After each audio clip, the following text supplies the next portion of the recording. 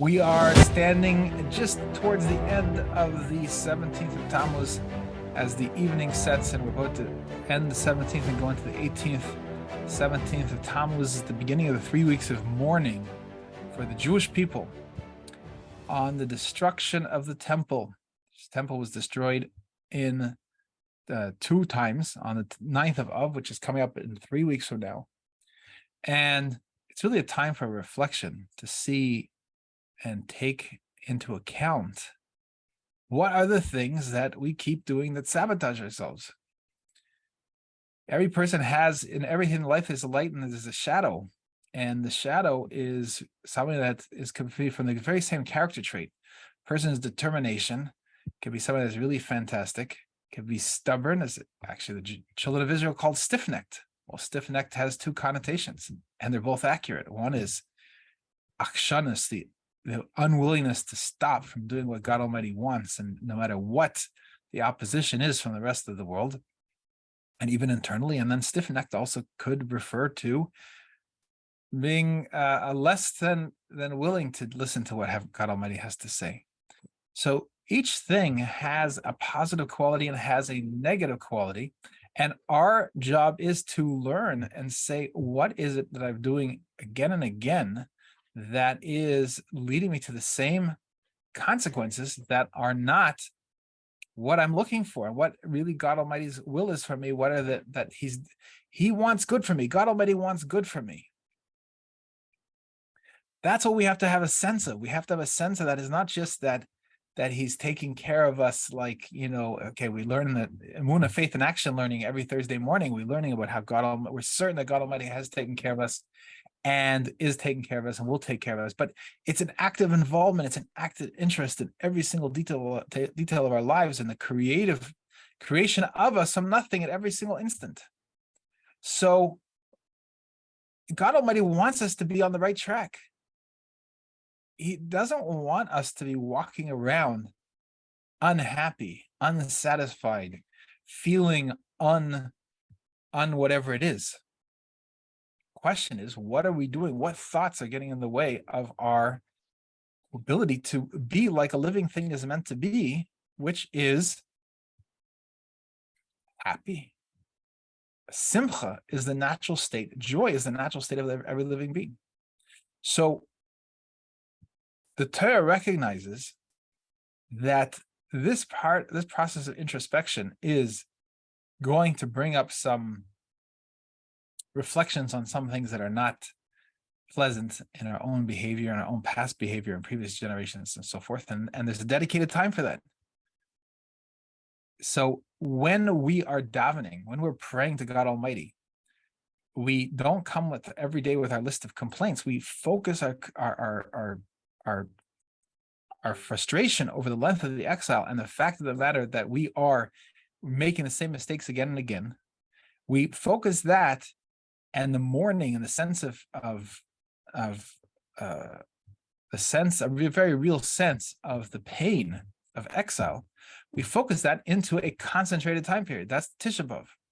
That's why we don't have a separate Holocaust Remembrance Day, is because that's already incorporated in Tisha B'Av. Tisha B'Av is the day which the spies came back and said to the Jewish people that there was no chance of God being powerful enough to conquer the Holy Land. So therefore, the Jewish people, many of them fell into despair, and the consequences have lasted for all these generations because we were unwilling to embrace and receive the goodness that God Almighty was bestowing upon us. It was right around the corner. So in what way are we doing that? In what way are we doing that in every day of our life? So we have Tisha B'Av as a time when we reflect on that, and we have 3 weeks of mourning that are connected to that, because on the 17th of Tammuz is when the siege of Jerusalem happened, and that led to the destruction of the temple on the 9th, on the breaching the walls, on the 17th of Tammuz. That is what led to the destruction of the temple on the 9th of. So it's a time for us, we reduce in the things that generate joy for us. So we don't listen to music and so forth. But as someone actually beautifully said to me, he said, why don't we listen to music during the 3 weeks and also during Sfira Ta'omer, is because we're meant to find our own voice. We're meant to find our own voice of the feeling of being alive and recognize that in the concealment is the opportunity to connect ourselves with what really is. That we lost the temples because of a loss of connection to what our mission is. They said that the first temple was because of involvement in inappropriate idolatry and immoral activities and so forth, and the destruction of the second temple came as a result of causeless hatred.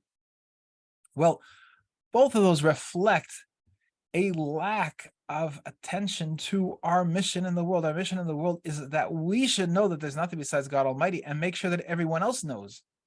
When you're busy talking to everybody about the oneness of God Almighty and busy telling everyone that there's this great loving God that's beyond anything we could possibly conceive, and he's lovingly recreating us every instant, then we are, it's incapable, you're incapable of not liking somebody else, and maybe it's not gonna be your first choice to spend time with, but you're not going to hate the person. At least you're going to see the value in the other person and see the value in every single human being. And when you, because you know this person is a recipient for God Almighty's message, he's got to be worthwhile. He was created and is being created every moment. He must be worthwhile. And if you're busy promoting and declaring and announcing to the world that there's nothing besides God Almighty, who has time to start to worship an idol?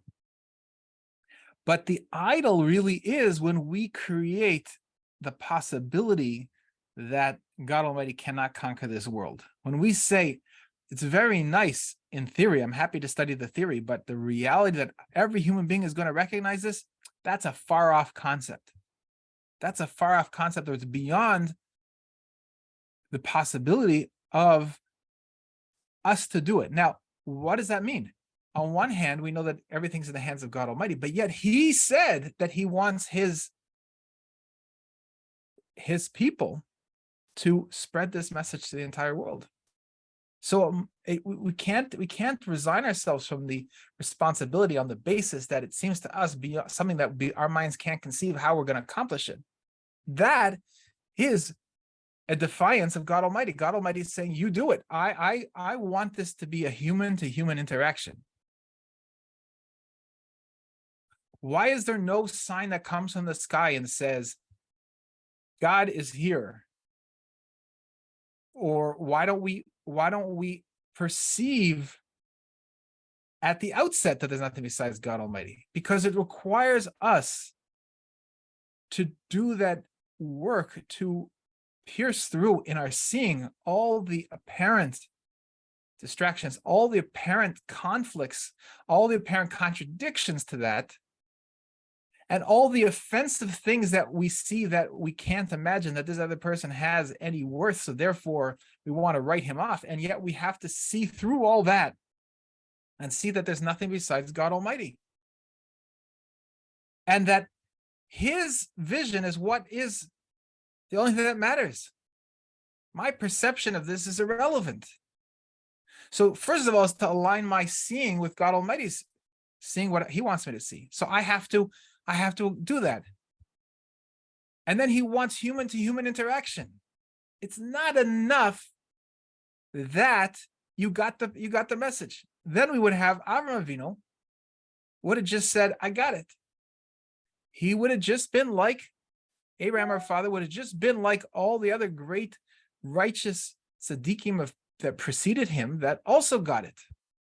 But few of them took upon themselves to go and prophesize that and to spread that message to the entire world. Shem ben Noach was one of those, but he also, even though he taught that message at some point, he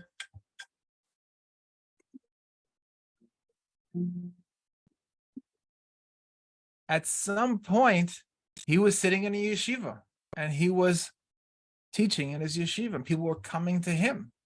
Avraham Avinu said, we have to have human to human interaction. That's a very important teacher-student relationship that Shem and Aver showed us is a very important model that we replicate that to this very day with teachers and students. We have yeshiva learning, and we're learning here together in a yeshiva online.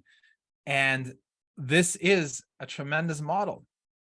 That's human interaction. But Avram Avinu said there's human interaction that God Almighty wants from us, that requires us to step out of the four walls of our yeshiva and to go and reach that other person and find him and bring him the message of hope.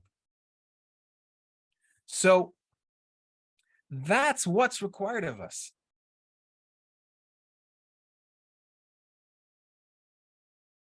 That is how God Almighty set it up, to say, listen, that's very nice, Rabbi Smith, but you know what? I like what you're describing, and it's not what I'm describing. The prophets describe this, a world where everyone's going to see God, and everyone's going to perceive that there's nothing besides God Almighty, and we won't need any teachers anymore because everyone's going to learn directly from God Almighty. And you can say people say things like this. They say that's a wonderful idea. They say they look forward to it happening. One second. They look forward to it happening, but the happening is God Almighty has defined the happening as being, you have to see its reality as now and have that human-to-human contact to make it be the fullness of what God Almighty is envisioning, what he's creating this entire creation for. So we have to take action. And this is what Parshas Pinchas comes to teach us. Because Parshas Pinchas is about the younger people, the younger generation, seeing what needs to be done, realizing the teachings of the Torah from all generations, but seeing that the older generation is not, they're quiet for some inexplicable reason. They seem resigned to what's happening around them. The tremendous, not only that things are just treading water and not advancing, but it seems on a superficial level that things are going backwards, that the knowledge of God seems to be fading from the world. It seems to be that the behavior of man is deteriorating, that the residual teachings of the Torah, that when the Jewish people were at the prime of their influence on the world in the first and then in the second temple, and other periods of time when the Jewish people were influencers in the world, that influenced the entire common law is based on Torah. What you shall not do and what's forbidden and what's illegal is the true common law is based on Torah. Man's received wisdom of what's allowed and what's not allowed because we're created in God Almighty's divine image. So these things are, God Almighty says they're permissible under these circumstances and they're forbidden under other circumstances. So as we see that the common law is discarded and it's replaced by man-made civil codes, and it is then it's the mob rule of whatever the legislature decides, and then the judges are brought up in a culture of either no God or anti-God, and you see the deterioration around us, God forbid, and multiplying and spreading and so forth. And we have to ask ourselves a question. This being silent, that the others are being silent and resign themselves to see the terrible things happening, the terrible consequences. It's not just, by the way, that in the incident with Pinchas, where he came and stood to the forefront to zealously follow through on what God Almighty wanted in that situation, it wasn't just that these two people were involved in something that was something inappropriate, but the whole nation, the whole children of Israel, being brought demoralized from this act, combined with the silence of the elders. So his act was an act of saving the entire people, saving not only God Almighty's vision, but saving the uprightness of the people themselves. And tragically, the two people that he had to take action against, they did not wake themselves up from their stupor in advance, which they could have easily have done and been saved from the consequences, but they chose not to. But that Pinchas did not let himself be deterred by their obstinance and the stupor of everyone else, that everyone else seemed to resign to these things happening. People were standing there watching, crying while this was happening, thinking that there's nothing that could be done, not taking any action. It's a hell of a hester. It's a concealment. That's a that's over people's eyes was an inability to see what needed to be done and to feel that clarity that would then drive a person, the ratzon, the will, the drive would go into gear to actually carry it out. So therefore, our job is to learn from Pinchas that we have to take action. We see a whole world in a state of concealment, a whole world that the darkness is so dark that people are actually thinking it's light. That's people don't understand the difference between light and dark.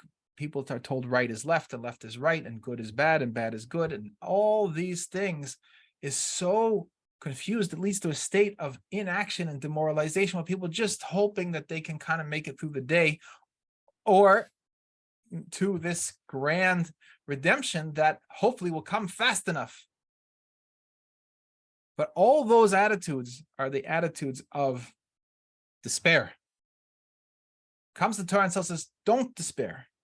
On the contrary, take action. You know that there's nothing besides God Almighty. Go and tell every other human being. They are yearning to hear from you. They need you to tell them, and you need to tell them so that you should better understand and see it yourself. And they will go on and tell other people.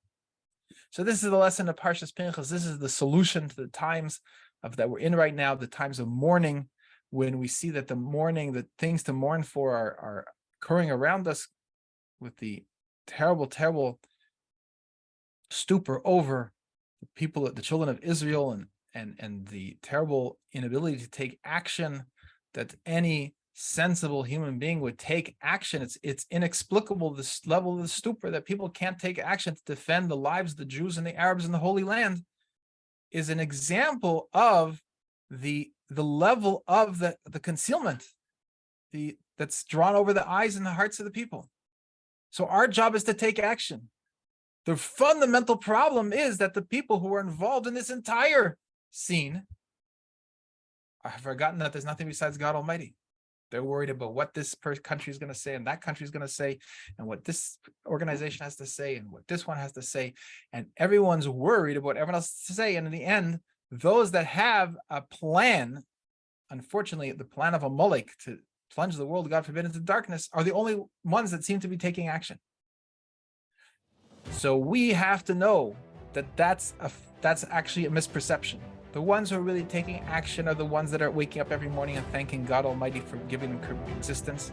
They're every day moving ahead more and more to teach other people with the oneness of God Almighty. And that's the reality of the world. And that's what's really underneath the surface ailments, that what appears to be the last-minute distractions from the redemption are really just last-minute distractions. And every single person should go full force ahead to teach that there's nothing besides God Almighty, bring that truth to the entire world, make that human connection, and bring the permanent state of affairs of the true and complete redemption to the entire humanity. Good Shabbos.